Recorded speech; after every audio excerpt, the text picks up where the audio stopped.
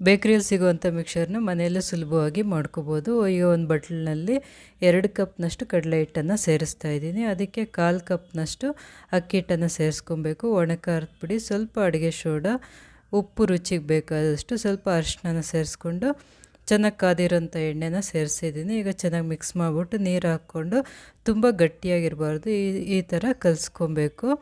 ಈಗ ಚಕ್ಲಿ ಒರಳಿಗೆ ಸೇರಿಸ್ಕೊಂಡು ಇದನ್ನು ಚೆನ್ನಾಗಿ ಕಾದಿರೋಂಥ ಎಣ್ಣೆಯಲ್ಲಿ ಕರೆದುಕೊಳ್ಬೇಕು.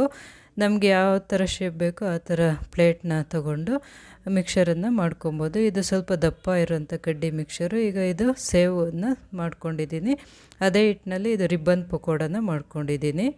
ಮತ್ತು ಅದೇ ಬಟ್ಲಿನಲ್ಲಿ 1 ಕಪ್ನಷ್ಟು ಕಡಲೆ ಹಿಟ್ಟು, 1.5 ಸ್ಪೂನಷ್ಟು ಅಕ್ಕಿ ಹಿಟ್ಟು, ಸ್ವಲ್ಪ ಒಣ ಖಾರದ ಪುಡಿ, ಸ್ವಲ್ಪ ಅರಿಶಿನ, ಒಂದು ಚಿಟಿಕೆಯಷ್ಟು ಅಡುಗೆ ಸೋಡಾನ ಸೇರಿಸ್ಕೊಂಡು ಈ ರೀತಿ ತುಂಬ ತೆಳುವಾಗೂ ಇರಬಾರ್ದು, ತುಂಬ ಗಟ್ಟಿಯಾಗೂ ಇರಬಾರ್ದು, ಈ ಥರ ಜಾಲರದಲ್ಲಿ ಖಾರ ಬೂಂದಿನ ಮಾಡ್ಕೋಬೇಕು. ಈಗ ಕಡಲೆ ಬೀಜನ ಸೇರಿಸ್ಕೊಂಡು ಮೀಡಿಯಮ್ ಫ್ಲೇಮಲ್ಲಿ ಚೆನ್ನಾಗಿ ಕ್ರಿಸ್ಪಿಯಾಗಿ ಆಗೋವರೆಗೂ ಫ್ರೈ ಮಾಡ್ಕೊಬೇಕು.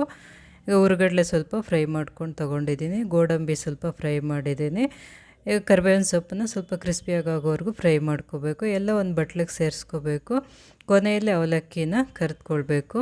ಅವಲಕ್ಕಿ ಕರಿಯುವಾಗ ಎಣ್ಣೆ ಚೆನ್ನಾಗಿ ಬಿಸಿಯಾಗಿರಬೇಕು. ಈಗೆಲ್ಲ ಪುಡಿ ಮಾಡಿಬಿಟ್ಟು ಅದಕ್ಕೆ ಒಣ ಖಾರದ ಪುಡಿ, ಉಪ್ಪು ಸೇರಿಸಿ ಚೆನ್ನಾಗಿ ಮಿಕ್ಸ್ ಮಾಡಬೇಕು. ಈಗ ತುಂಬಾ ರುಚಿಯಾದಂಥ ಮಿಕ್ಸರ್ ರೆಡಿಯಾಗಿದೆ.